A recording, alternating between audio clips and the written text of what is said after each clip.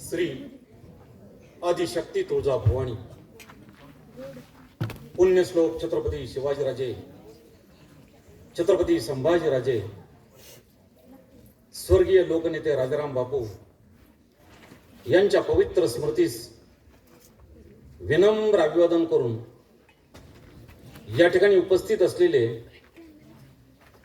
चिखलहोळचे सुपुत्र, आजच्या कार्यक्रमाचे अध्यक्ष परमादरणीय व्यंकटराव पाटील दादा, या गावचे आदरणीय शंकरराव दादा, इथे उपस्थित असलेले या गावचे विद्यमान सरपंच, उपसरपंच, केंद्र प्रमुख आदरणीय शिवाजीराव माळी, माझ्यावर मुद्दामून आलेले आणि ज्यांनी या शाखेसाठी रोख 11,000 रुपयाचा चेक दिला, त्या शाळेमध्ये ज्यांनी अध्यापन केलं 1989 ते 92 अखेर, ते आदरणीय मुख्याध्यापक परमादरणीय गोंदिल सर, आदरणीय चव्हाण सर, मंचावरती उपस्थित असणारे गुरव, सर्वच ज्येष्ठ आणि श्रेष्ठ मंडळी आणि माझ्या पुढे उपस्थित असलेल्या सर्व ज्येष्ठ आणि श्रेष्ठ बंधूंनो, भगिनींनो आणि माझ्या पुढे दीर्घकाळ बसलेल्या माझ्या लहान लहान भाच्यानो आणि भाचींनो. आता मी तुमचा मामा झालोय. मामा तुमच्याशी बोलणार आहे. मामाचा मामा तेवढा करू नका म्हणजे झालं. गोंदिल सर, खाडे सरांच्या भाषेत सांगायचं तर माझ्या लहान लहान चमूनो. आता तुम्हाला चमू म्हटले, ह्यांना काय म्हणायचं, चम्या. आणि उपस्थित सर्व बंधूंनो, खूप आनंद वाटला आणि खऱ्या अर्थानं दादा स्वर्गीय राजाराम बापूंच्या आठवणी जागृत झाल्या. आम्ही सुद्धा 1984 साली असताना, 10वीला असताना स्वर्गीय राजाराम बापूंचं 17 जानेवारी 1984 ला निधन झालं. वय वर्ष 16 होतं आणि सारं काही जाणवत होतं. बापूंचं एक स्वप्न होतं, या संबंध परिसरामध्ये बापूंचे वडील स्वर्गीय अनंत दादा पंढरपूरला वारीला जात असताना मुद्दामून दादांच्या घरी तिथे थांबायचे, संवाद साधला जायचा. दादांचं घराणं आणि आमच्या बापूंचं घराणं 1-2 पिढ्यांचं नाही, जवळजवळ आता जी प्रत्येक दादांची पिढी आहे, ही 4 पिढीचे संबंध असलेले हे लोक आहेत. आणि मग एकदा राजाराम बापू असेच इथं आल्यानंतर ते दादांना म्हणाले, दादा इथे मला माझं शेवटचं स्वप्न आहे. या पंचक्रोशीतील मुलं चिखलहोळ पासून 3.5 किलोमीटर असणाऱ्या माहुली गावाला जातात, चालत जातात. ऊन, वारा, थंडी यांना न जुमानता चालत जातात. आणि मला असं वाटतं की आपल्या गावामध्ये एखाद्या हायस्कूल व्हावं. दादांनी, गावकऱ्यांनी, मंडळींनी मान्यता दिली आणि त्या क्षणी राजाराम बापूंनी सुधाकर नायकांना फोन करून इथली परवानगी मागितली आणि 12 जून 1985 साली इथे हायस्कूलची स्थापना झाली आणि त्याला नाव बापूंच्या स्वप्नातलं दिलं, जागृती विद्यालय. हा इतिहास मी मगाशी दादांच्या मुखातून ऐकत होतो, तर क्षणभर असं वाटलं, डोळ्यात पाणी आलं. कारण राजाराम बापूंच्यावरती आम्ही प्रेम करणारी 1-2 वर्ष नाही, खूप वर्ष प्रेम करणारे आम्ही माणसं आहोत. 35 वर्ष त्यांच्या संस्थेमध्ये काम करतोय. तिथंच शिकलो बापूंच्या शाळेत. कारण बापूंचे संबंध असलेला हा संबंध परिसर आणि तुमची जिव्हाळीची माणसं पाहिल्यानंतर खूप आनंद आणि अभिमान वाटला. आणखीन एक अभिमान एक गोष्टीचा वाटला, या गावामध्ये सुज्ञ नागरिक आहेत. मी अनेक ठिकाणी जातो, 1-2 नाही, 4,500 व्यासपीठावर गेलोय, देश विदेशात गेलोय. मी कधी फोटो बोलत नाही आणि मला ते जमत नाही. पण बंधूंनो, आपल्या गावचं वेगळंपण असं आहे, इथं ही जी मागं सगळी मंडळी बसलेत, अगदी इलाही शेख पाठीमागं बसलेले आहेत. त्यांचा जर मोबाईल तुम्ही कधी उघडून पाहिला, मागचं प्रेम काय असावं. आई निघून गेली 11 वर्षापूर्वी. मग अशी मोबाईल काढल्यानंतर मला फोटो दिसला. त्यांना विचारलं, हे काय आहे? तर माझी आई निघून 11 वर्ष झाली. पण घोडके सर दररोज पहाट झाली की मी माझ्या आईच्या कपाळाचं चुंबन घेतो, आईला नमस्कार करतो, डोळ्यात पाणी येतं आणि माझा दिवस सुरू होतो. अशी माणसं व्यासपीठावर येतात. साधी गोष्ट आहे बाळानो, भाग्यवान आहात. अशी माणसं भेटत नाहीत. गणपतराव माळी नावाचा एक मनुष्य राजाराम बापूंच्या गाडीतून आला दादांच्या घरी आणि दादांना सांगितलं, दादा मला या संस्थेसाठी, या शाखेसाठी 1,00,000 रुपये मला द्यायचे. वय थकलं, ते दादांच्या मागे लागला, मला ते द्यायचं आहे. दादा म्हणले, एवढी घाई काय करता, मी आहे ना, तुम्ही काळजी करू नका. दादांना सांगितलं, नाही माझीच शाश्वती नाही दादा, हे पैसे लवकर देऊया. ते पैसे घेऊन दादा आणि ते गणपतराव माळी RIT इंजिनिअरिंग कॉलेजवरती गेले आणि तिथं पैसे दिले. इतकं मोठं दातृत्व मी माझ्या आयुष्यात आज अखेर पाहिलं नाही. अशी माणसं या मातीमध्ये उमललेत, फुललेत, विकसित झालेत. साधी गोष्ट नाही, कुठल्या शब्दात वर्णन करू.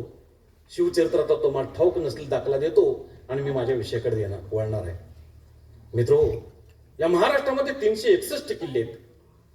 त्यापैकी 240 डोंगरी किल्ले आहेत, डोंगरावरती बांधलेले. 108 भुईकोट किल्ले आहेत, जमिनीवरती बांधलेले. आणि 13 सागरी किल्ले आहेत, समुद्रामध्ये बांधलेले. असा 361 किल्ल्यांचा महाराष्ट्र. त्यापैकी 2 किल्ले अतिशय घनदाट आहेत. एक म्हणजे किल्ले प्रचितगड. तो किल्ले प्रचितगड हा सातारा जिल्ह्यामध्ये आहे.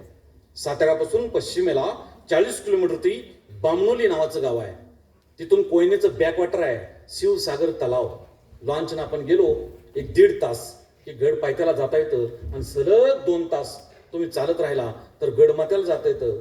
विपुल प्रमाणात जंगदा असलेलं जंगलमय प्रदेश आपल्या महाराष्ट्रामध्ये व्याघ्रगडावरती. आणखीन एक अतिशय घनदाट किल्ला होता. तो किल्ला आपल्या सांगली जिल्ह्यामध्ये होता, चांदोलीजवळ. त्याचं नाव आहे किल्ले प्रचितगड. आणि छत्रपती शिवाजी महाराजांनी हिंदवी स्वराज संकल्पना सत्यामध्ये उतरण्याचा प्रयत्न केला तर शिवाजी महाराजांना 3 वेळा गुप्तधन सापडले. पहिला हंडा महाराजांना सापडला तो तोरणा किल्ल्यावरती, त्यात सोन्याच्या मोहरा होत्या. दुसरा हंडा महाराजांना सापडला तो दुर्गाडीच्या किल्ल्यावरती. दुर्गाड्याचा किल्ला हा कल्याणजवळ आहे, त्यामध्ये सोन्याच्या मोहरा होत्या. आणि तिसरा हंडा सापडला तो किल्ले प्रचितगड आणि नरवीर तानाजी मालुसरे जिंकला इसवी सन 1668ला. तर छत्रपती शिवाजी महाराज राजगडले होते. महाराजांच्या कानावरती वार्ता गेली, तानाजीने गड घेतला. महाराजांना वाटलं कधी एकदा तो गड पाहिजे. महाराजांनी राजगड सोडला आणि किल्ले प्रचितगडाच्या पायथ्याला आले. किल्ले प्रचितगडाच्या पायथ्याला शिवाजी महाराजांसाठी नरवीर तानाजी मालुसरेंनी एक पालखी ठेवली होती. महाराजांचे घोडे तिथं आले, आदबीचे मुजरे झडले आणि तानाजी मालुसरे पुढे होऊन महाराजांना म्हणाला, महाराज आपण पालखीमध्ये बसावं. आणि श्री शिवछत्रपती पालखीमध्ये बसले. पालखीचा गोंडा उजव्या हाताने पकडला. भुईलुकीने पालखी उचलली आणि पालखी किल्ले प्रचितगडाचा डोंगर चढू लागली. निम्मा डोंगर चढून गेली असेल नसेल इतक्यात जोराचं वादळ सुटलं. महाराजांच्या कमरेला एक शेला बांधला होता. तो शेला त्या पालखीच्या बाहेरून वाऱ्यावरती असा फडकत होता आणि अचानक तो शेला एका बोरच्या झाडामध्ये अडकला. महाराज म्हणाले, थांबा. किती अवकाश. महाराजांच्या कमरेत शेला अडकला. मावळ्यांनी पालखी खाली ठेवली. महाराज त्या पालखीतून बाहेर पडले आणि त्या बोरीच्या झाडाजवळ आले आणि महाराज बोलले, या बोरी झाडाने आम्हास थांबवले, या ठिकाणी खणावे. खणावे याचा अर्थ बंधून उकरावे. आणि त्या बोरीच्या झाडाखाली उकरण्यास प्रारंभ केला तर त्या बोरीच्या झाडाखाली शिवाजी महाराजांना एक भला मोठा हंडा सापडला. त्या हंड्यामध्ये सोन्याच्या मोहरा होत्या. आणि असाच एक हंडा अलीकडच्या काळामध्ये या परिसरामध्ये सापडला. तो म्हणाल, घोडके सर, कुठं आहे तो हंडा आणि कुठं आहे त्या सोन्याच्या मोहरा? तो हंडा म्हणजे जागृती विद्यालय आणि त्या सोन्याच्या मोहरा म्हणजे आपण सगळे विद्यार्थी सोन्याच्या मोहरा. कोणत्या शब्दात वर्णन करू? या गावामध्ये पोलीस लोकांची संख्या फार आहे. पूर्वी होती, आजही आहे. आणि कर्तबगार असं हे शहर आहे, गाव आहे, परिसर आहे. कर्तबगारी सिद्ध तुम्हाला करावं लागेल. एक उदाहरण सांगतो आणि विषयाकडे वळतो. शेकडो उदाहरण डोळ्यासमोर नाचायला लागलेत, मोह आवरतो. एकच उदाहरण सांगतो तुम्हाला, घोडके सर. फक्त शिवचरित्र, शंभूचरित्र, मराठ्यांचा इतिहास यातूनच आपल्याला चांगलं शिकता येतं का? यातून तर येतच. या तुलनेनं औरंगजेबाच्या चरित्रात सुद्धा चांगलं काही शिकता येतं. औरंगजेब बादशाला एकूण 9 मुलं होती. त्यातली पहिली 4 मुलं होती, बाकीच्या 5 मुली होत्या. त्या मुलांची नाव अशी, पहिल्याचं नाव शाहिदा जम, दुसऱ्याचं नाव शाहिदा मुज्जम, तिसऱ्याचं नाव शाहिदा कांबक्ष आणि चौथ्याचं नाव शाहिद अकबर. 5 मुली होत्या. पहिलीचं नाव झेबुनिसा, दुसरीच नाव जिहातुनिसा, तिसरीच नाव जुतुतुनिसा, चौथीच नाव महिरुनिसा आणि 5वीचं नाव बदरुनिसा. असा 5 मुलांचा बाप होता औरंगजेब. यातली जे 4 मुलं होती ना, त्यांचं प्रेम त्यांच्या बापावरती म्हणजे औरंगजेबावरती नव्हतं. त्यांचं प्रेम होतं ते त्याच्या इस्टेटीवरती, त्याच्या सगळ्या दौलतीवरती. आणि औरंगजेबाला पक्क माहीत होतं या पोरांचं प्रेम आपल्यावरती नाही, आपली मुलं आहेत. आणि औरंगजेब बादशाह दालनात लिहित बसला होता, लिखाण काम करत होता. पहिला मुलगा आला, बादशाही रिवाज होता. त्यानं औरंगजेब बादशाहला कुर्निसात केला. औरंगजेब बादशाहने त्याकडे पाहिलं आणि पुन्हा लिखाण काम करत बसला.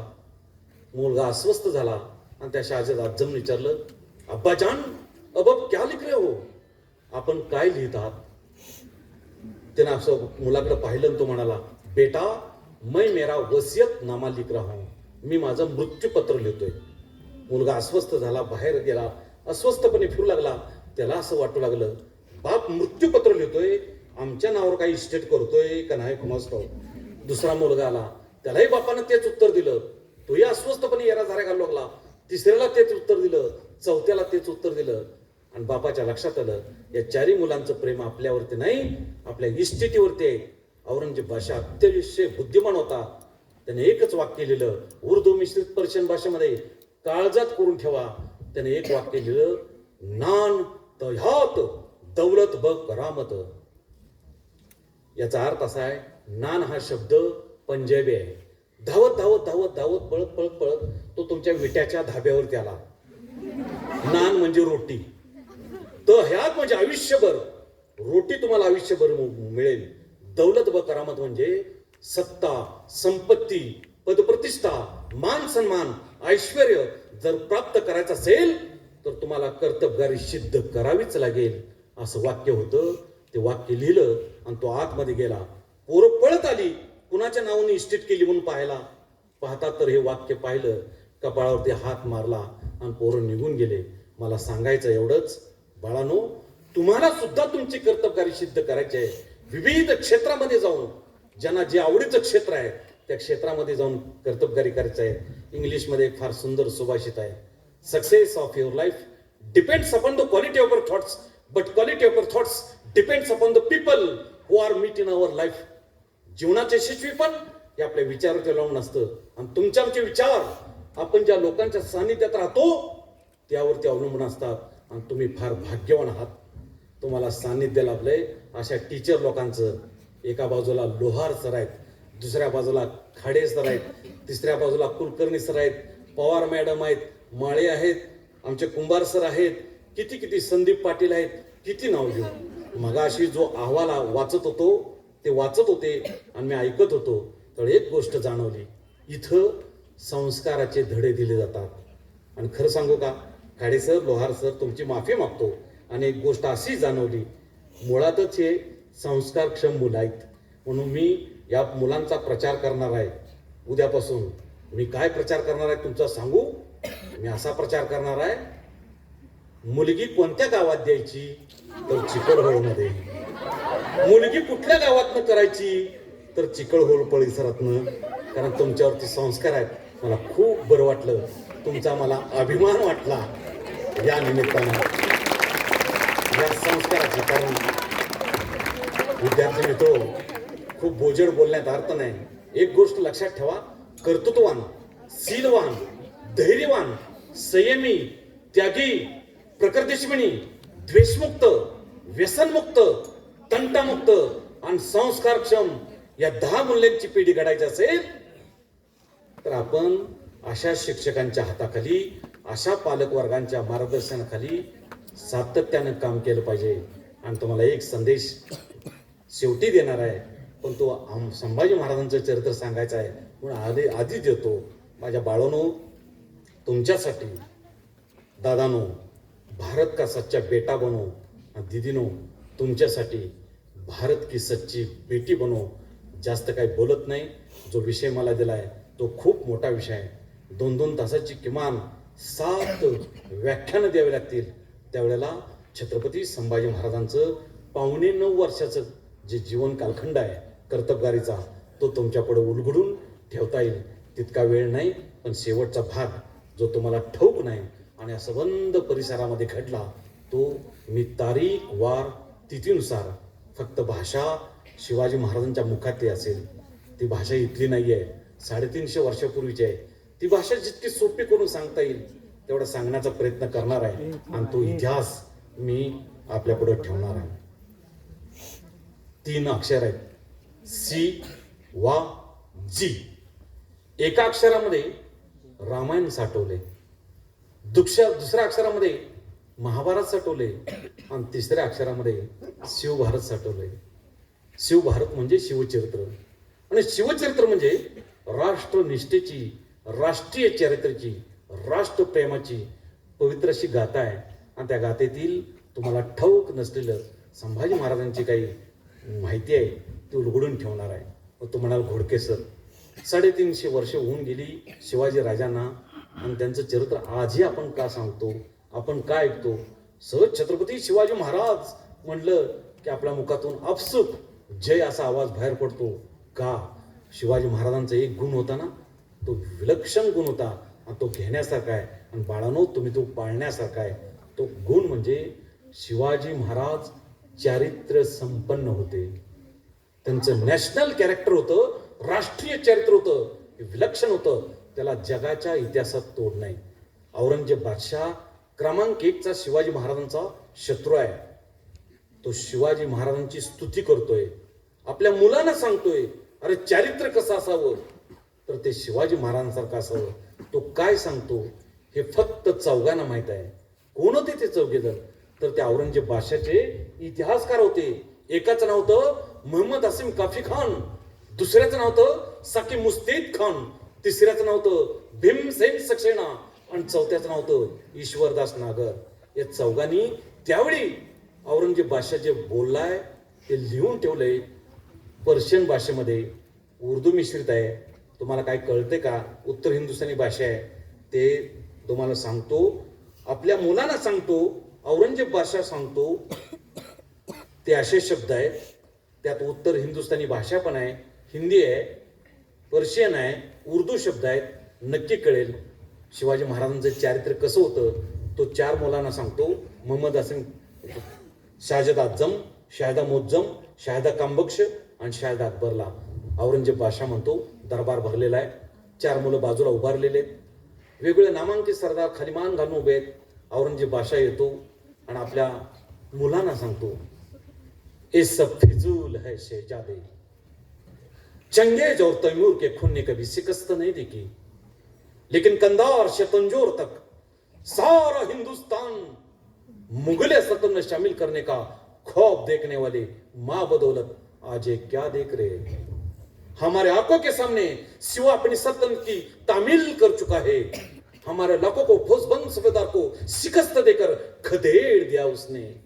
एका सरदाराकडे बोट करतो तो म्हणतो, ये है हमारे मामू जान अमीर उल उमराव शाइस्ते खान साहब.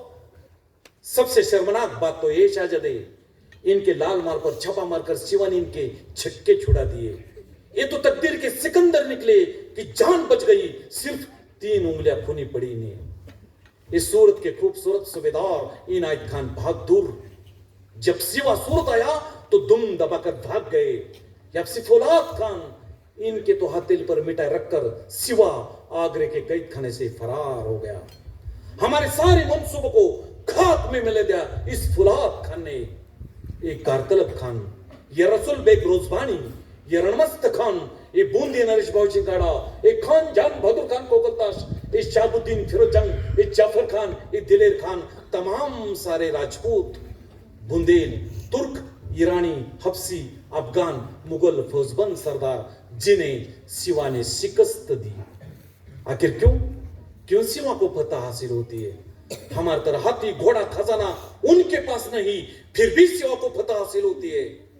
इस क्यों का मतलब तुम कभी नहीं समझ पाओगे शाहजादे.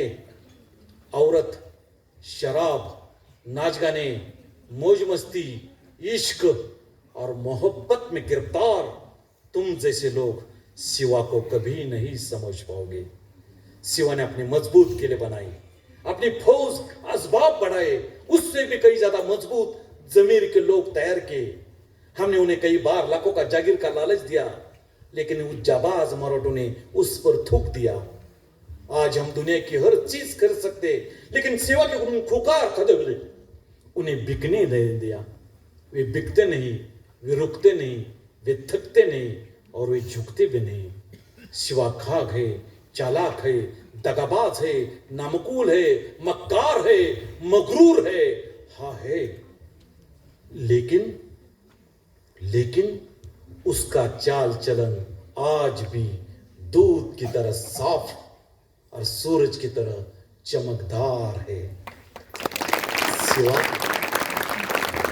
औरत और फकीर की इज्जत करता है, इसीलिए उसकी इज्जत और शोहरत बुलंद है और सर्वोदय मीनार की तरह आसमान को छू रही है। इसमें कोई शक नहीं शाहजादे, हम खुशनसीब है, हमें दुश्मन भी मिला तो शिवा जैसा। शाहजादे, कुछ सीखना है तो शिवा का चाल चलन सीखो, शिवा का चाल चलन सीखो। हा औरंगजेब बादशाह क्रमांक 1चा शिवाजी महाराजांचा शत्रू आहे। तो शिवाजी महाराजांच्या चारित्र्याचं सर्टिफिकेट देतोय आणि ते अस्सल कागदपत्र या चौघांनी कागदपत्रामध्ये नोंद केलेली सापडते। माझ्या भावंडांनो, आयुष्यामध्ये सगळं गेलं तर एक गोष्ट माना, एक गोष्ट जपा, विशेष करून माझ्या दीदीना आणि दादांना सुद्धा। आपलं जे नॅशनल कॅरेक्टर, आपलं राष्ट्रीय चरित्र आहे आणि आपलं वैयक्तिक चारित्र्य आहे, त्याला बाळांनो जपा, आयुष्यभर जपा। आणि मग तुम्ही जर चारित्र्य संपन्न असाल ना, तर हे पैसा, मोह, माया हे सगळं तुमच्या पुढं शून्य आहे। आणि ते जर तुम्ही जर घालवलं तर तुमच्यासारखा बदनाम मनुष्य दुसरा कोण असू शकत नाही। आणि शिवचरित्रातून हेच आपल्याला शिकायचं आहे, शंभू चरित्रातून हे शिकायचं आहे।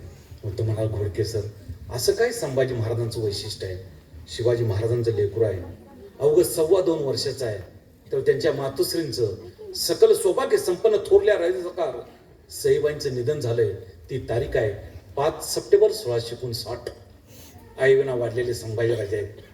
2.25 वर्षानंतर ते हळूहळू मोठे होत आहेत।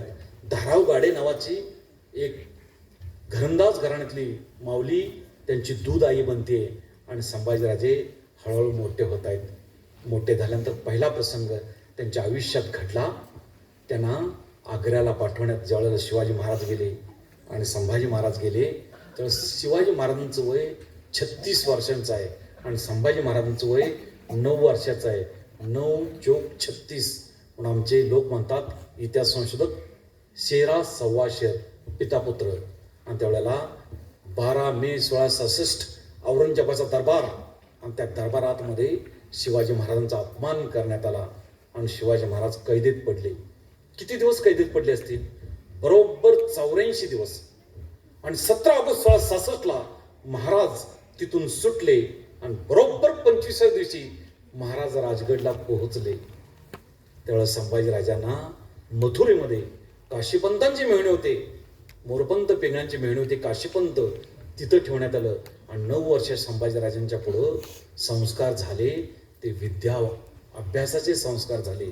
मगाशी बोलता बोलता दादा मला एक बोलले, दादा म्हणाले तुमचे की गावात मंदिरं असावीत, याला वाद नाही, पण खरं सांगू का, एका मंदिरामुळं, आमचा काळ आहे तो पाठीमागचा काळ आहे, एका मंदिरामुळं शेकडो भिकारी निर्माण होतात मागणारे। पण एक विद्येचं मंदिर बांधलं असं तर शेकडो पंडित विद्येनं सुशोभित झालेले निर्माण होतात। तसंच संभाजी महाराजांच्या बाबतीत झालंय।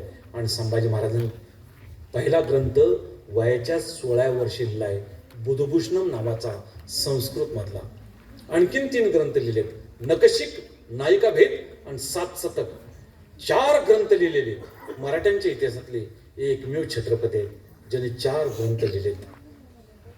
शिवाजीराजांनी पण एक अभंग लिहिलाय आणि तो सापडलाय, अलीकडे सापडलाय, 9 वर्षापूर्वी सापडलाय, तंजावरला सापडलाय।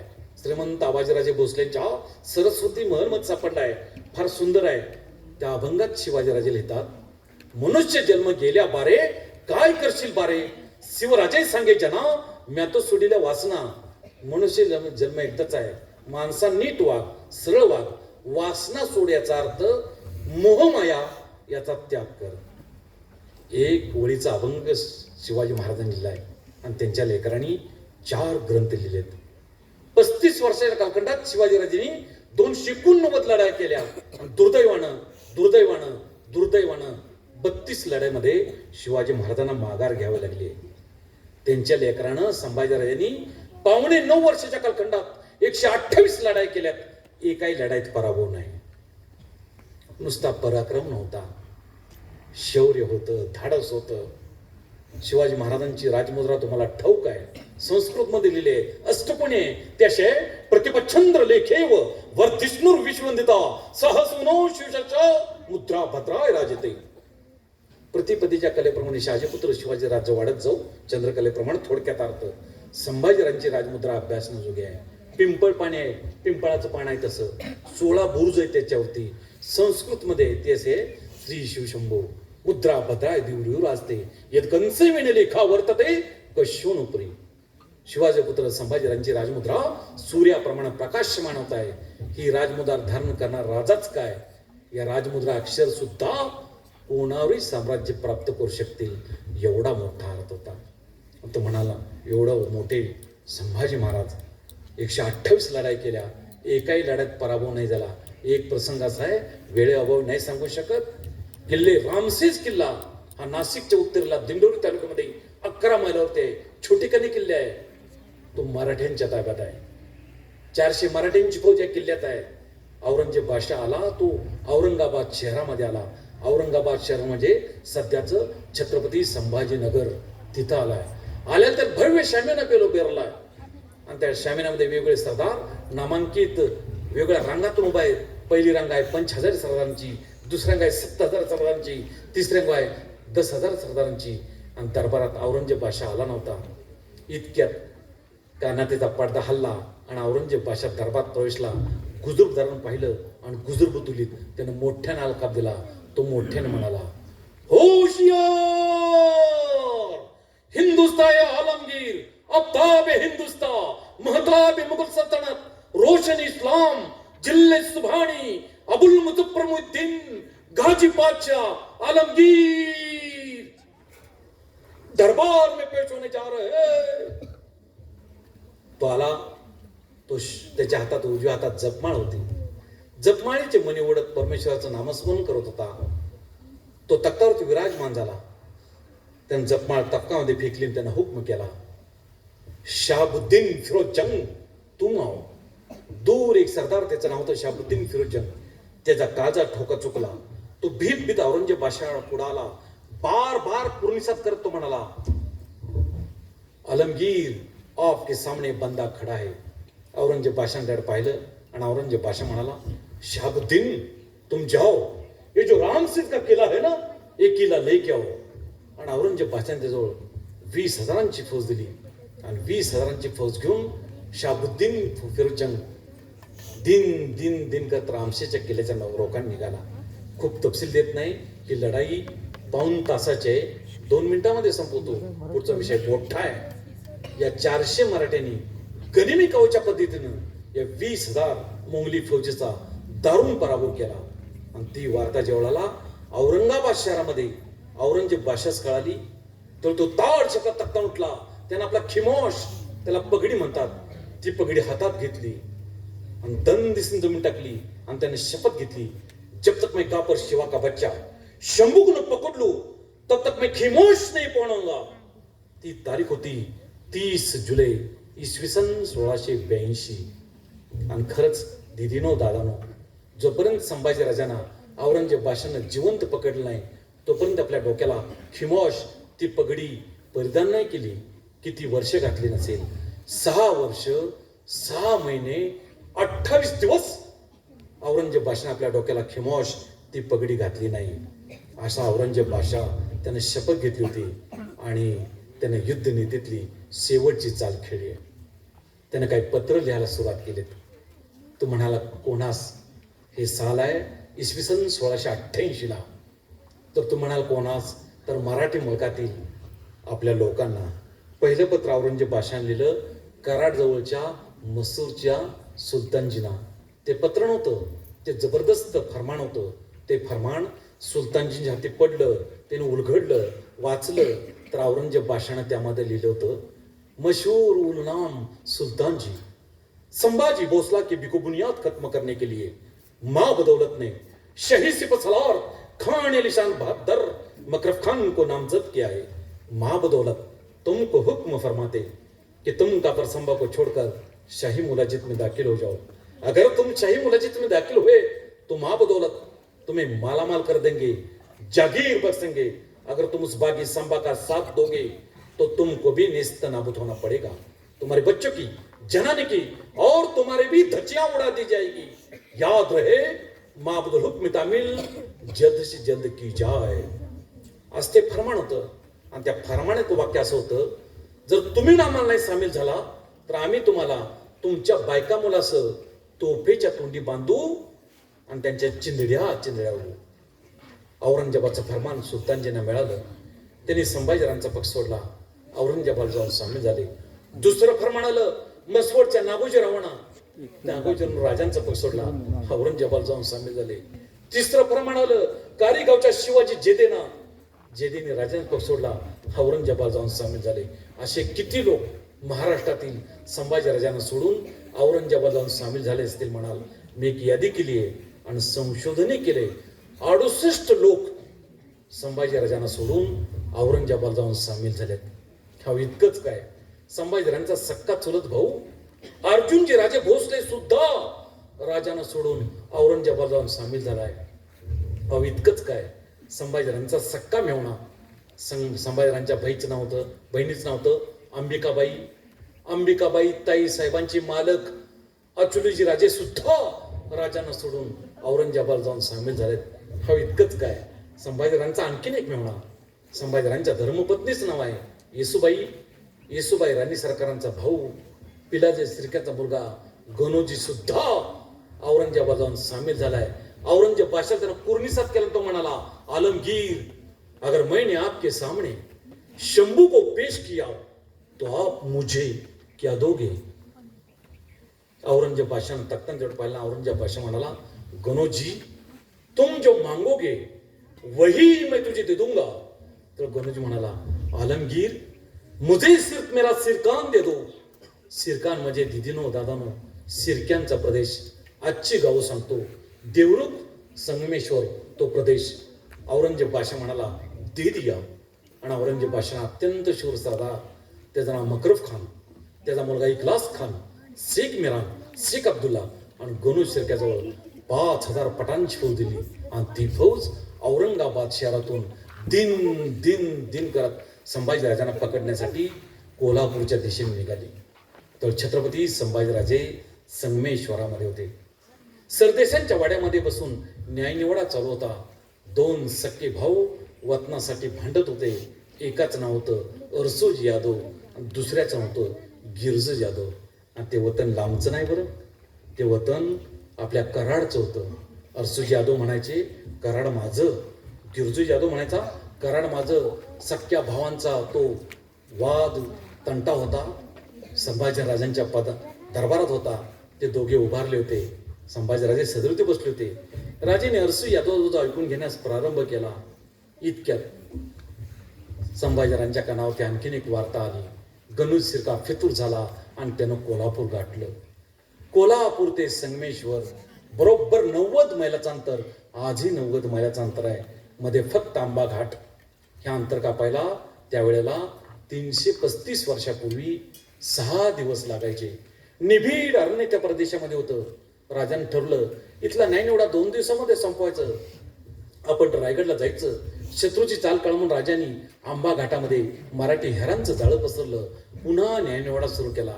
राजाने अरसूजी आजूबाजू ऐकून घेतली. तो दिवस मावळला. दुसरा दिवस गोला. राजाने गिरजूजी आजूबाजू ऐकून घेण्यास प्रारंभ केला. इतक्यात औरंगजेबानं युद्ध नीतीतली दुसरी चाल खेळली. औरंगजेबाची पदरी एक जुल्फिकार खान नावाचा मोंगली सरदार होता. आणि औरंगजेब बादशाहने हुक्म केला, जुल्फिकार खान तुम जाओ, अरे रायगड को घेर डालो. आणि औरंगजेब बादशाहने जवळ 20,000ची फौज दिली. आणि जुल्फिकार खान औरंगाबाद शहरातून दिन करत किल्ले रायगडच्या रोखाने निघाला. ती वार्ता संगमेश्वरमध्ये संभाजीराजांना कळाली. राजाने ठरवलं, इथला न्यायनिवाडा 2 दिवसामध्ये संपवायचा. आपण रायगडला निघून जायचं. आणि मग तोही दिवस मावळला. तिसरा दिवस उगवला. आज खटल्याचा न्यायनिवाडा. आपण रायगडला जायचं ठरलं होतं. राजे सदरीतून बसले होते. 2 सख्खे भाऊ सदरे पुढे आदबीन उभे होते. सदरेसमोर 5,000 मराठा बसला होता. कवी कलश सरदेसांच्या वाड्याच्या बाहेरच्या बाजूला होते. आणि संभाजीराजांनी जुल्फिकार खान रायगडच्या रोखाने येतोय हे लक्षात आल्यानंतर आपल्याजवळ फक्त 300 मराठ्यांची फौज ठेवली आणि बाकीची सारी फौज किल्ले रायगड राजधानी वाचवण्यासाठी रायगडच्या बाजूने रवाना केली. आणि राजांनी पुन्हा न्यायनिवाडा सुरू केला. त्या सरदेसांच्या वाड्याच्या बाहेरच्या बाजूला कवी कलश उभे होते. ते उत्तर हिंदुस्थानी भाषा बोलत होते. आणि गणोजी शिर्क्यानं या मकरफ खानला आंबा घाट मार्गेनं आणता सिरकांमधली मधली वाट दाखवली. आणि मकरफ खान, इखलास खान, शेख मरान, शेख अब्दुल्ला, गणोजी शिर्का आणि 5,000 पटांची फौज दिन दिन दिन करत मग त्या संगमेश्वरमध्ये घुसली. कवी कलशाने पाहिलं, कोणतर मोंगली सरदार सरदेसांच्या वाड्याच्या बाजूने येतोय. तो धावतच संभाजीराजांजवळ गेला आणि उत्तर हिंदुस्थानी भाषेत म्हणाला, राजाची राजाची गनिमाया गनिमाया. राजे ताडशे सदन उठले आणि म्हणाले, गनिमाला? याचा अर्थ गणोजी शिर्का फितूर झाला. चला लढण्याची तयारी करा. संभाजीराजे शिले खाण्यात गेले. दोन्ही हातात 2 तलवार घेतल्या. 300 मराठ्यांनी प्रत्येकाच्या 2-2 तलवार घेतल्या. 300 मराठा सरदेसांच्या वाड्याच्या बाहेरच्या बाजूला आला. 300 मराठा घोड्यात बसला. संभाजीराजे, कवी कलश, रायंता, रायबा मारुसरे, मालोजी बाबा घोरपडे, संताजी घोरपडे ही सारी मंडळी घोड्यात बसली. आणि इकडून मकरफ खान, इखलास खान, शेख मिरान, शेख अब्दुल्ला, गणोजी शिर्का आणि 5,000 पटांची फौज दिन दिन दिन करत सरदेसांच्या वाड्याच्या बाहेरच्या बाजूला आली. मराठ्यांनी पाहिलं मोंगलांची फौज. तिकडून दिन दिनच्या घोषणा होत होत्या. इकडून हर हर महादेवच्या घोषणा सुरू झाल्या. रणसिंग वाजली गेली आणि भयंकर कापाकापी सुरू झाली. किती वेळ लागणार? 5,000 विरुद्ध 300. मराठ्यांचा पूर्ण पराभव झाला. 60 वर्षाचे मालोजी बाबा घोरपडे हिंदवी स्वराज्याचे सरसेनापती होते. आपल्या ठाण्याची जपणूक करत गनिम कापून काढत होते. इतक्यात घात झाला. मकरफ खानचा एकच वार मालोजी बाबांच्या डाव्या बगलीवरती बसला आणि मालोजी बाबांच्या देहाची पाकळी झाली आणि मालोजी बाबा घोड्यावर खाली कोसळले. त्यांच्या तरण्या बांड 22 वर्षाच्या पोरानं पाहिलं. आपले वडील मालोजी बाबा घोड्यावर खाली कोसळतात. त्या पोरानं घोड्यावर उडी टाकली आणि मालोजी बाबांच्या बाजूनं आबा करत गेला आणि त्याने आपल्या आबाचा ध्येय कुशीत घेतला. लढता लढता संभाजीराजांनी पाहिलं, सरसेनापती मालोजी बाबा पडले. हे बरोबर नाही. लढता लढता संभाजीराजांनी त्या पोरला आज्ञा केली. संभाजीराजे उफाळून म्हणाले, संताजी भांगा काढा, भांगा काढा, रायगड लढवा, रायगड वाचवा. भांगा काढा म्हणजे कोंडी फोडा, रायगडला जा, रायगड वाचवा. आपल्या धण्याला शत्रूच्या तावडीत सोडून संताजी घोरपड्याला नाही जावटलं. त्यानं राजांच्याकडे दुर्लक्ष केलं. पुन्हा भयंकर कापाकापी सुरू झाली. इंच इंच जखमा. संभाजीराजे, कवी कलश, रायंता, रायबा मारुसरे, खंडोबा चिटणीस नाव होत होत्या. जीवाची बाजी करून माणसं लढत होती. लढता लढता संभाजीराजांनी पाहिलं, अजून संताजी घोरपडे लढतोय. आणि संभाजीराजे उफळून म्हणाले, संताजी भांगा काढा, भांगा काढा, रायगड लढवा, रायगड वाचवा. आमचं काय हो, हा देश संभाजीचा आहे. संताजीचा नाईलाज झाला. त्यानं लढता लढता आपल्या धण्याला मुजरा केला, कोंडी फोडली आणि किल्ले रायगड राजधानी वाचवण्यासाठी संताजी घोरपडे आणि खंडोबाला चिटणीस रायगडच्या बाजूने रवाना झाले. इकडे सरदेसांच्या वाड्याच्या बाहेरच्या बाजूला भयंकर रणकंदन सुरू होतं. असंख्य मराठ्यांची मुंडकी उडाली होती. सरदेसांच्या वाड्याच्या बाहेरच्या बाजूला रक्तास्थळ पसरलं होतं. इतक्यात घात झाला. एका नेमबाजानं एक बाण सोडला आणि तो बाण कवी कलशांच्या उजव्या दंडामध्ये घुसला आणि कवी कलश घोड्यांखाली कोसळले. कोसळताना संभाजीराजांच्या तोंड म्हणाले, राजाजी राजाजी मैं गिर रहा हूं, मैं गिर रहा हूं. राजांनी पाहिलं आपले राजकीय गुरु घोड्यांखाली कोसळतायत. संभाजीराजांनी आपल्या चंद्रावत घोड्यावर उडी टाकली आणि कविराज म्हणून कवी कलशांच्या बाजूने गेले आणि कवी कलशांचा ध्येय आपल्या कुशीत घेतला. तेवढा एकच क्षण मकरफ खाननं पाहिलं, मराठ्यांचा राजा बेसावध आहे. याच्या कुशीत कवी कलश आहे. त्यानं ताबडतोब आपल्या सैनिकांना हुकम केला, अप शंभू खेळालो, अप शंभू खेळालो. 25 भालेवाले. त्यांनी पटापट आपल्या घोड्यानं उड्या टाकल्या आणि ते भाल्याचे फाळ घेऊन छत्रपती संभाजीराजांच्या बाजून आले आणि ते भाल्याचे फाळ संभाजीराजांच्या सर्व अंगाला टोचले गेले. बाळानो, मराठ्यांचा राजा कैद झाला. ती तारीख होती 3 फेब्रुवारी 1689. ताबडतोब संभाजीराजांना साखळदाण्याने जेरबंद करण्यात आलं. कवी कलशांना साखळदाण्याने जेरबंद करण्यात आलं. एका घोड्यावरती कवी कलशांना बांधण्यात आलं, दुसऱ्या घोड्यावरती संभाजीराजांना बांधण्यात आलं आणि मकरखान आपल्या सैनिकांना हुकम केला, चलो चलने की तयारी करो. आणि त्यांनी कसबा संगमेश्वर सोडलं. कसब्यापासून बरोबर पूर्वेला 11 किलोमीटरवरती नायरी नावाचं गाव होतं. आजही ते गाव आहे. त्या गावात नायरीतून बाहेर काढलं. आग्नेय दिशेला 3 किलोमीटरवरती तिवरे नावाचं गाव होतं. आजही ते गाव आहे. त्या तिवऱ्यात आणलं. तिवऱ्यातून बाहेर काढलं. तसंच पुढे आग्नेय दिशेला 3 किलोमीटरवरती सह्याद्रीचा घाट सुरू होतो. तो घाट चढून वरती कुलावंताची बाव, मोठं पाण्यासाठा आहे, त्या साठ्यावरती आणलं आणि संभाजीराजांना घेऊन पहिला मुक्काम कुलावंताच्या बावजवळ करण्यात आला. दुसऱ्या दिवशी पहाट झाल्यानंतर कुलावंताच्या बावपासून राजानं बाहेर काढलं. ते चांदेल नावाच्या गावात आणलं. चांदेलमधून बाहेर काढलं. गोठण्यात आणलं. गोठण्यामधून बाहेर काढलं. उदगीरला आणलं. उदगीरमधून बाहेर काढलं. भेडसगावला आणलं आणि दुसरा मुक्काम भेडसगावला करण्यात आला. तिसऱ्या दिवशी पहाट झाल्यानंतर भेडसगावमधून राजांना बाहेर काढलं. वारणा नदी ओलांडली. राजा मकरब खान कोकुरुड बेळाशी मार्गे 32 शेळच्या भुईकोट किल्ल्यात आला आणि तिसरा मुक्काम 32 शेळच्या भुईकोट किल्ल्यात झाला. ही तारीख मुद्दाम लक्षात ठेवा. 6 फेब्रुवारी 1689 पहाटेची उलटी 3 शूर सरदारांनी 400 मराठ्यांनी घेऊन हर हर महादेव करत या 32 शेळच्या भुईकोट किल्ल्यावरती हल्ला केला.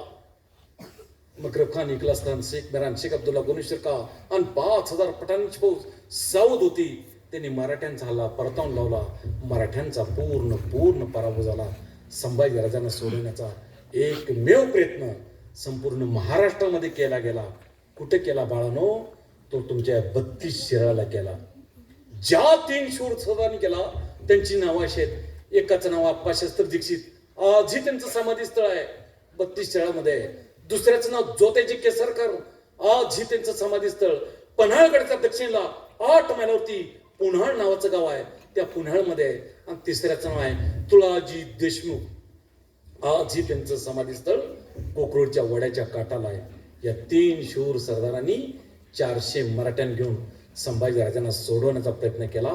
त्या 400 मराठ्यामध्ये 120 हे मुसलमान सैनिक आहेत. तिथं सईदवाडी नावाची वाडी आहे. खरं नाव सय्यदवाडी. त्या सय्यदवाडीतल्या लोकांना अपभ्रंशानं सईदवाडी म्हणतात. कागदपत्रामध्ये सईदवाडी असा उल्लेख आहे. सय्यदवाडीतल्या ते 120 मुसलमानाचं वाटलं मराठ्यांचा राजा आमचा आहे, सोडवला गेला पाहिजे, प्रयत्न केलाय, अयशस्वी झाले. 32 शेळच्या भुईकोट किल्ल्यातून राजांना बाहेर काढलं. दुसऱ्या दिवशी कापरी, कारवे, चिकुरवाडी, बागणी मार्गे बागणीच्या किल्ल्यात नेण्यात आलं आणि पुढचा मुक्काम बागणीचा किल्ला. बागणीच्या किल्ल्यातून बाहेर काढलं. दुसऱ्या दिवशी दुधगाव मार्गे मिरजेच्या किल्ल्यात नेण्यात आलं. जेव्हा मिरजेला राजांना नेण्यात आलं तेव्हा कोल्हापूरला मोगलांचं एक ठाणं होतं.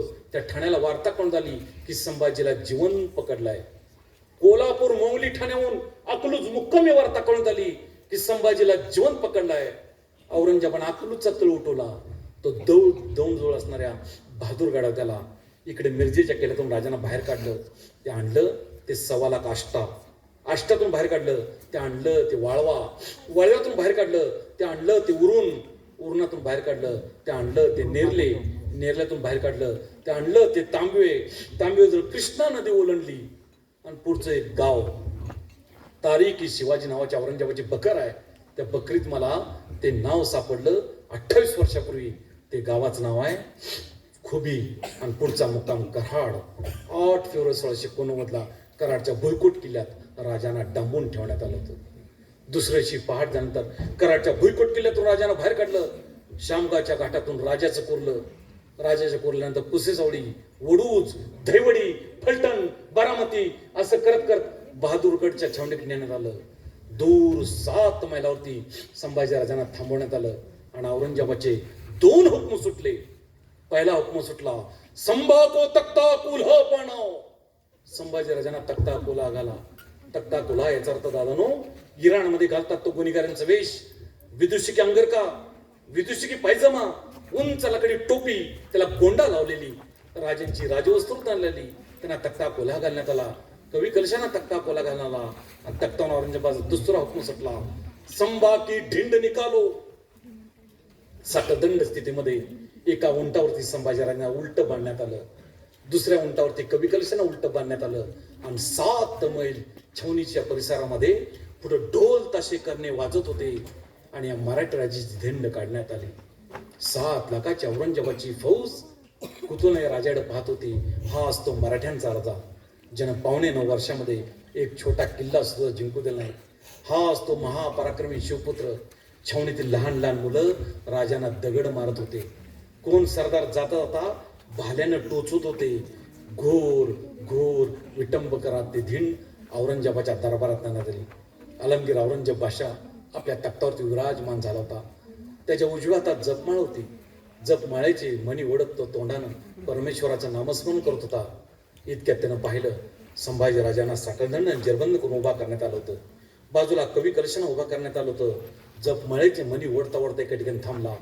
त्यानं जपमाळ तपकामध्ये फेकली आणि त्यानं हुक्म केला, मेरा खिमोश लाव. जी पगडी रामशेच्या वेड्याच्या वेळेला त्यानं जमीन आपटली होती आणि शपथ घेतली होती, मगाशी मी बोललो कि जब तक मैं कापर शिवा का बच्चा शंभू को न पकड़ लूं तब तक मैं खिमोश नहीं पडूंगा. आणि मगाशी मी तुम्हाला तारीख सांगितली होती 30 जुलै 1682. त्याच दिवशी शपथ घेतली होती. आता औरंगजेब बादशाहनं संभाजीराजांना जिवंत पकडलं होतं. तो आपल्या डोक्याला तो खिमोश, ती पगडी परिधान करणार होता. औरंगजेबाचा खिमोश एका टपकामध्ये ठेवून ते सरपोस टाकून ते तबक औरंगजेबा पुढे आणण्यात आलं. औरंगजेबानं सरपोस दूर केला. त्यानं आपला खिमोस उचलला, डोक्यावरती ठेवला आणि इकडे गुजर मोठ्या आवाज म्हणाला, जिल्ले सुभाणी अबुल मुझफ्फर मुद्दीन गाजी पातशाह आलमगीर जिंदाबाद जिंदाबाद जिंदाबाद असा मोठ्याने जय जयकार केला. औरंगजेब बादशाह 6 वर्ष 6 महिने 28 दिवसानंतर आपल्या डोक्याला तो खिमोश परिधान करत होता. त्याला विलक्षण आनंद झाला होता. एकदम तो तख्तान उठला. त्या तख्ताला एकूण 18 पायऱ्या होत्या.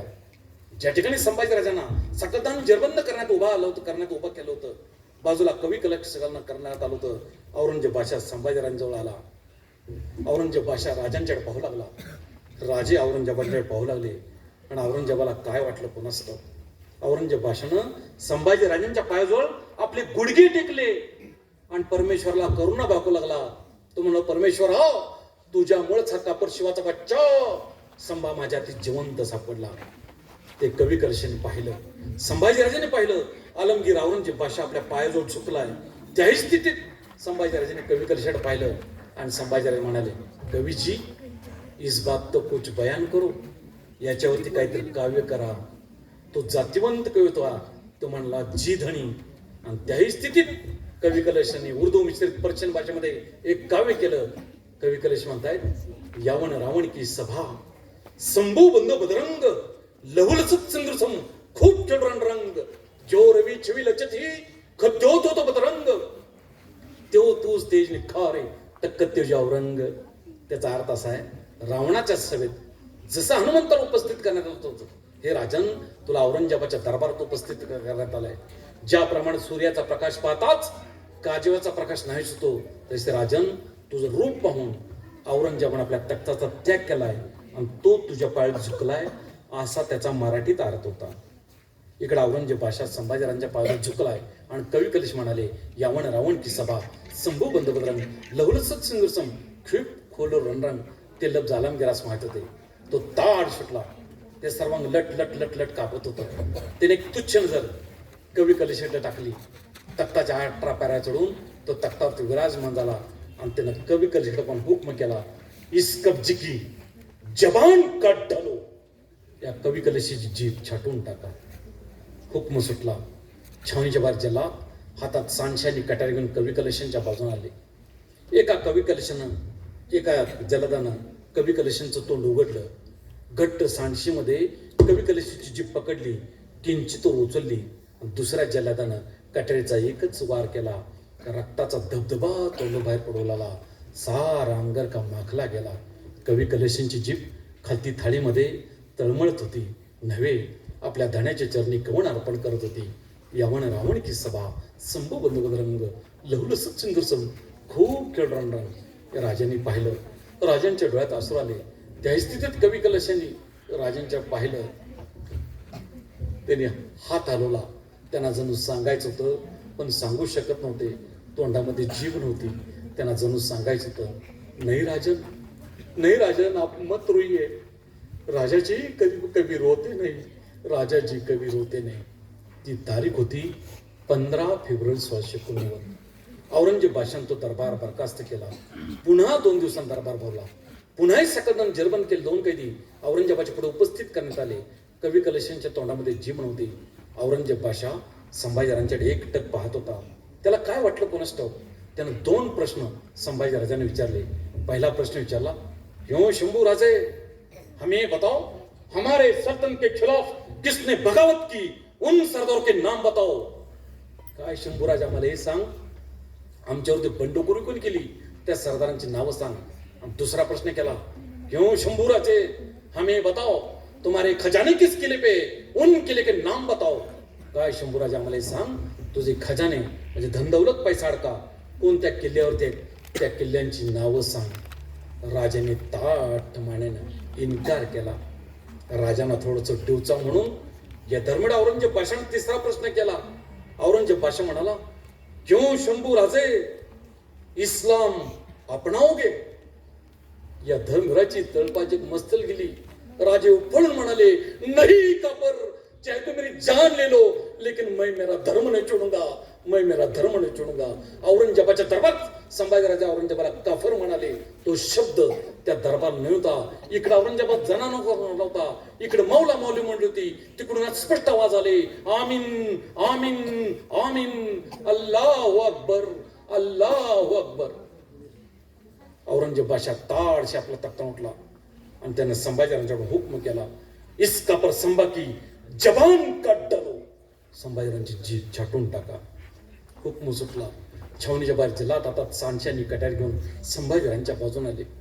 एका जल्लादानं राजांचं तोंड उघडण्यास सुरुवात केली. या मराठी राजाचं तोंड उघडलं जात नव्हतं. 2 जल्लाद राजांचं तोंड उघडण्याचा प्रयत्न करत होते. त्यांचं तोंड उघडलं जात नव्हतं. तिथं रंदुल्ला खान नावाचा मोंगली सरदार होता. त्यानं राजांना भाल्यानं टोचायला सुरुवात केली. राजांचा नाईलाज झाला. राजांचं तोंड उघडलं गेलं. एका जल्लादानं घट्ट सांडशीमध्ये राजांची जीभ पकडली, किंचित उचलली. तिसऱ्या जल्लादानं कट्यारीचा एकच वार केला. रक्ताचा धबधबा तोंड बाहेर पडू लागला. 6 अंगरखा माखला गेला. आणि बाळानो, मराठ्यांचा राजा मुका झाला.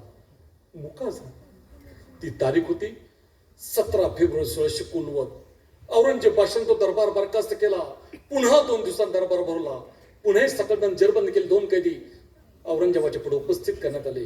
कवी कलशांच्या तोंडामध्ये जीभ नव्हती. राजांच्या तोंडामध्ये जीभ नव्हती. औरंगजेब बादशाह एकटक राजांच्याकडे पाहत होता आणि त्याला काय वाटलं कोणास ठाऊक. त्याला राजांच्या डोळ्यात वेगळीच चमक दिसली आणि त्याने हुकम केला, इस कापर संभा की आँख निकाल डालो. संभाजीराजांचे डोळे फोडून काढा. हुकम सुटला. छावणीच्या बाहेर जल्लाद लालबंद तापलेल्या 2 डागण्या दोन्ही हातात घेऊन संभाजीराजांच्या पुढे येऊन उभा राहिला. त्यानं राजांच्या डोळ्यात पाहिलं आणि तो जल्लाद मनासीच पुटपुटायला लागला, या आंखें निकलने के लिए नहीं है, या आंखें रखने के लिए है, या आंखें रखने के लिए. इतक्यात रंदुल्ला खाननं एक चापकाचा फटकार तो जल्लाच्या पाठीवर तो म्हणाला, काफर संभा की आंख निकाल डालो. जल्लादाचा नाईलाज झाला. त्याने आपले डोळे घट्ट मिटले आणि त्या लालबंद तापलेल्या डागण्या छत्रपती संभाजीराजांच्या डोळ्यात खुपसल्या. चर्र असा आवाज झाला. बाळानो, मराठ्यांचा राजा आंधळा झाला का. ही तारीख होती 19 फेब्रुवारी 1690. पुढे 22 दिवस संभाजीराजांचे हलाल करण्यात आले. दरम्यानच्या काळात बहादूरगडचं तळ उठवण्यात आला. तो पुणे जिल्ह्यामध्ये वडबुद्रुक ते तुळापूर या प्रांतामध्ये नेण्यात आला. तिथं 3 नद्यांचा संगम होता, भीमा, भामा, इंद्रायणी.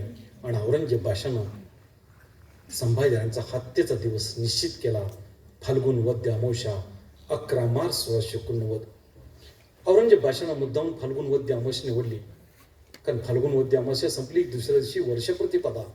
हिंदूंचा पवित्र सण गुढीपाडवा, त्याचा आदला दिवस मुद्दाम या धर्मड्या औरंगजेब पाशाने निवडला आणि त्याच्या आदल्या दिवशी 10 मार्च 1689 तख्तावरून औरंगजेबाचे 2 हुकम सुटले. पहिल्या हुकमानुसार कवी कलशांना कोठडीतून बाहेर काढण्यात आलं.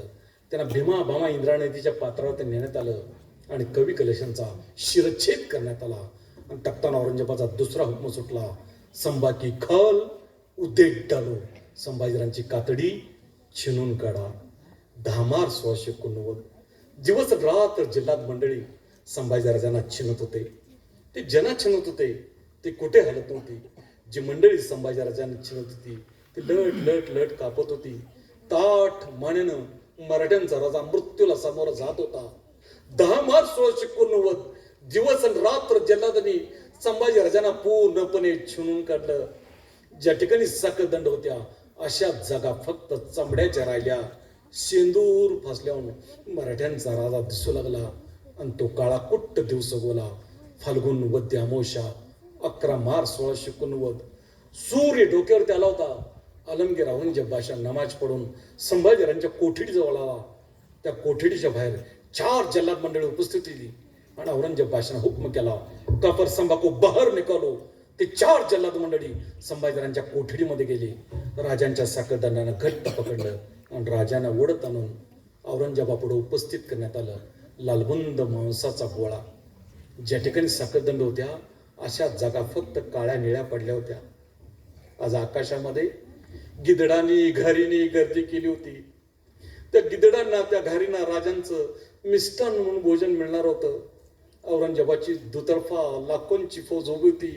ती गरजत होती, जिल्ले सुभानी अबुल मुझफ्फर मुहिद्दीन गाजी बादशाह आलमगीर जिंदाबाद जिंदाबाद जिंदाबाद. संभाजीराजे मनातल्या मनात वडिलांनी शिकवलेले मंत्र पुटपुट होते. ते म्हणत होते, जगदंब जगदंब जगदंब उदयोस्तु उदयोस्तु उदयोस्तु. आणि औरंगजेबाला काय वाटलं कोणास ठाऊक. औरंगजेब बादशाहने एकदम संभाजीरावांच्या पाठ फिरवली आणि हुकम केला, चलो चलने की तयारी करो. आणि औरंगजेब बादशाह पुढे निघाला आणि याला एका जल्लादानं राजांचं तसा कदंड केचलं आणि राजांचं पाऊल पुढे पडलं आणि शंभूराजे निघाले. अखेरच्या प्रवासाला निघाले. हे काय राजांचं वय होतं? अवघ 32 वर्षांचं वय. मराठ्यांचा छत्रपती मराठी मुलकामध्ये या स्थितीत अखेरच्या प्रवासाला निघाला. रायगडचे बुरुज वरडून राजांना सांगत होते, राजे पुन्हा जन्माला या, राजे पुन्हा जन्माला या. स्वर्गामध्ये चित्रगुप्तांची लेखणी थांबली. त्यांनी डबडबल्या डोळ्याने यमदेवाकडे पाहिलं. यमदेवानं दोन्ही मुठीनं आपलं डोळं पुसलं आणि राजांच्यासाठी सोन्याची पालखी घेऊन तो खाली उतरू लागला. इकडे आलमगीर औरंगजेब बादशाह संभाजीराजांना घेऊन भीमा भामा इंद्रा नदीच्या पात्रावरती आला. 3 नद्यांचा संगम होता. मार्च महिना होता. पाण्याचा टिपूस सुद्धा नव्हता. पात्रातले वाळूचे दगड गोटे तापलेले होते आणि त्या तापलेल्या गोट्यावरती या मराठ्यांच्या छत्रपतीला, या शिवाजी महाराजांच्या लेकराला, जिजाऊ साहेबांच्या शंभू बाळाला, या लालबुंद मांसाच्या गोळ्याला पालतं झोपण्यात आलं. एखादा मासा पाण्यातून बाहेर काढावा आणि त्याला जमिनी फेकावा, त्याची जी अंतिम तडफड चालू असते ना, तशीच तडफड मराठ्यांच्या छत्रपतींची मराठी मुलकामध्ये होत होती. राजांचा देह तळमळत होता, तडफडत होता, आसुसलेला होता मुक्तीसाठी. त्या तळमळणाऱ्या तडफडणाऱ्या देहाकडे औरंगजेब बादशाह मोठ्या गर्वानं पाहत होता. आणि औरंगजेबाला काय वाटलं कोणास ठाऊक. औरंगजेब बादशाहने हुकम केला, काट डालो इस काफर को. आणि औरंगजेबाच्या हुकमानुसार संभाजीरावांच्या पायापासून डोक्यापर्यंत कुऱ्हाडीने बारीक बारीक तुकडे तुकडे